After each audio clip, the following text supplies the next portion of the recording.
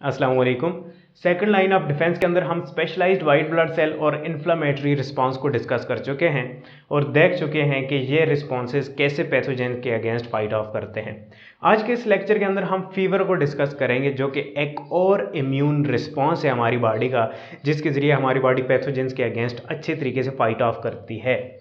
सो fever क्या है? Generally जब आपका बॉडी टेम्परेचर नॉर्मल से हाई होता है, उस कंडीशन को हम फीवर बोलते हैं और ये एक गुड रिस्पांस है। ऑल्दो समटाइम ये बैड रिस्पांस भी हो सकता है। जब आपका टेम्परेचर बहुत हाई हो जाता है तो डेथ अकर हो सकती है। बट जनरली जब आपको फीवर होता है तो आपकी बॉडी का इम्यून सिस्टम जो है वो अच्छे से काम कर रहा होता है। कैसे? ये सारी चीज़ें अभी देखेंगे। तो अच्छे से काम कर रहा होता है तो इन्फेक्शन को जल्दी फाइट ऑफ करता है, इन्फेक्शन से जल्दी छुटकारा दिलाता है। सो फीवर कैसे होता है, इसमें होता क्या है, इसका बेनिफिट कैसे मिलता है बॉडी को, ये सारी चीज़ें इस लेक्चर में शॉर्टली देखने वाले हैं।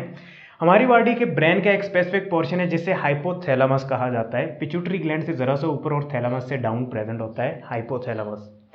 इस रीजन का काम होता है टेम्परेचर को रेगुलेट करना, बॉडी के टेम्परेचर को रेगुलेट करना हाइपोथैलेमस का काम होता है। नाउ जब आपकी बॉडी के अंदर पैथोजेंस एंटर होते हैं, डिजीज कॉजिंग एजेंट एंटर होते हैं, किसी स्पेसिफिक टिश्यू को डैमेज करते हैं, तो वहाँ पर जो वाइट ब्लड सेल्स होते हैं और जो पैथोजेंस हैं उन खुद में से भी कुछ ऐसे केमिकल्स और सब्सटेंसेस रिलीज होते हैं जिन्हें पायरोजेन कहा जाता है। और वो सब्सटेंसेस हाइपोथैलेमस तक पहुंचते हैं ब्लड के रास्ते से और हाइपोथैलेमस को सिग्नल जाता है और हाइपोथैलेमस फिर टेम्परेचर को राइज कर देता है, बॉडी टेम्परेचर को। सो केमिकल्स, ऐसे केमिकल्स जो कि फीवर को इंड्यूस करते हैं, यानी फीवर के लेवल को हाई करने में हेल्पफुल होते हैं, उन्हें पायरोजेन कहा जाता है। पायरोजेन्स आर द केमिकल्स और सब्सटेंसेस विच इंड्यूस फीवर। और पायरोजेन की दो टाइप्स होती हैं, कुछ एक्सोजीनस पायरोजेन होते हैं और कुछ एंडोजीनस पायरोजेन होते हैं। एक्सोजीनस जिनका ओरिजिन आउटसाइड द बॉडी होता है, यानी माइक्रोबियल ओरिजिन से जो निकलते हैं। सो यहाँ पर मैं लिख लेता हूँ, एक्सोजीनस पायरोजेन कौन से होते हैं, जिनका ओरिजिन कौन सा होता है, माइक्रोबियल ओरिजिन होता है। यानी ये केमिकल्स माइक्रोब्स की बॉडी के ऊपर प्रेजेंट होते हैं, जैसा कि लिपोपोलीसैकेराइड जो कि सेल वाल के, बैक्टीरिया के सेल वाल के ऊपर प्रेजेंट होते हैं, ये भी पायरोजेन का रोल प्ले करते हैं। यानी बैक्टीरिया जब एंटर होता है तो बैक्टीरिया के सेल वाल के ऊपर जो लिपोपोलीसैकेराइड है, उसके जब पार्टिकल्स हाइपोथैलेमस तक पहुंचते हैं तो हाइपोथैलेमस टेम्परेचर को राइज करना शुरू करता है। इसके अलावा एक्सोजीनस पायरोजेन केमिकल्स भी होते हैं, सब्सटेंसेस भी होते हैं। ये सब्सटेंसेस हमारी बॉडी के वाइट ब्लड सेल रिलीज करते हैं। कौन से वाइट ब्लड सेल? फैगोसिटिक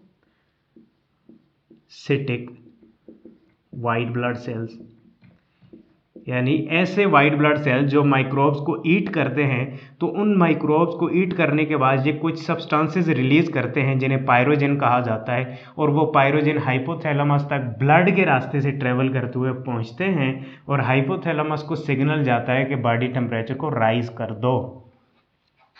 सो एंडोजीनस पायरोजेन आपकी बॉडी के अपने सेल्स प्रोड्यूस करते हैं और एक्सोजीनस पायरोजेन जो पैथोजेंस होते हैं उनसे रिलीज होते हैं।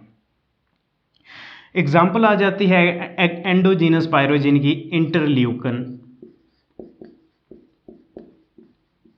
डिफरेंट टाइप के पायरोजेंस होते हैं ना, सो इंटरल्यूकन्स की भी फर्दर डिफरेंट टाइप हैं। ये एक एग्जाम्पल है पायरोजेन की।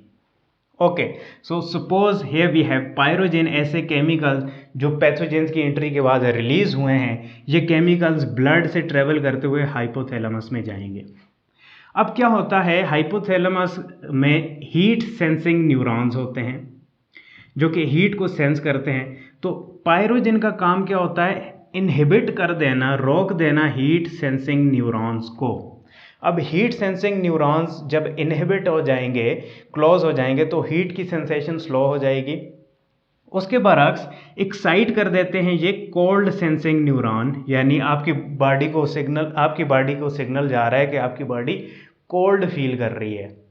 सो जब आपकी बॉडी कोल्ड फील करती है तो डेफिनेटली कोल्ड को ख़त्म करने के लिए टेम्परेचर हाई किया जाता है, जबकि एक्चुअल में टेम्परेचर नॉर्मल ही होता है। सिर्फ हीट सेंसिंग न्यूरॉन्स की जो सेंसेशन है वो इनहिबिट हो जाती है।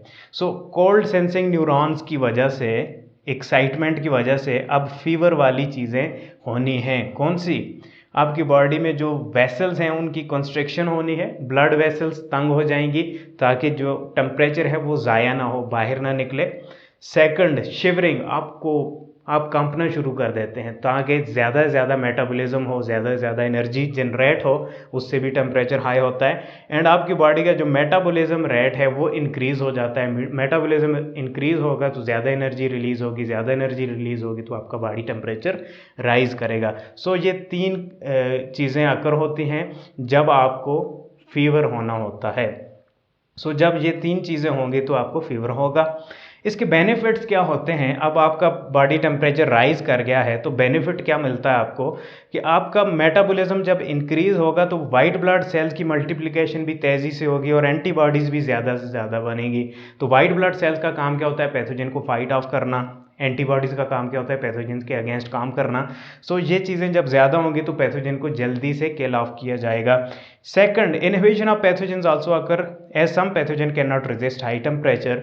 इसके साथ साथ कुछ पैथोजेंस ऐसे होते हैं जो हाई टेम्परेचर में सर्वाइव नहीं कर पाते, सो उनकी इनहिबिशन भी हो जाती है, उनकी डेथ भी अकर हो सकती है या उनकी मल्टीप्लिकेशन स्टॉप हो सकती है।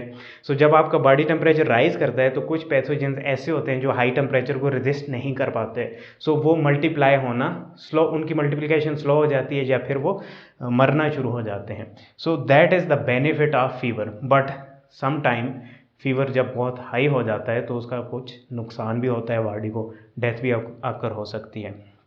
So second line of defence में हम फीवर तक स्टडी कर चुके हैं। नेक्स्ट लेक्चर के अंदर कॉम्प्लीमेंट प्रोटीन को डिस्कस करने वाले हैं। तब तक के लिए मुझे इजाज़त दें। शुक्रिया। अल्लाह हाफिज़।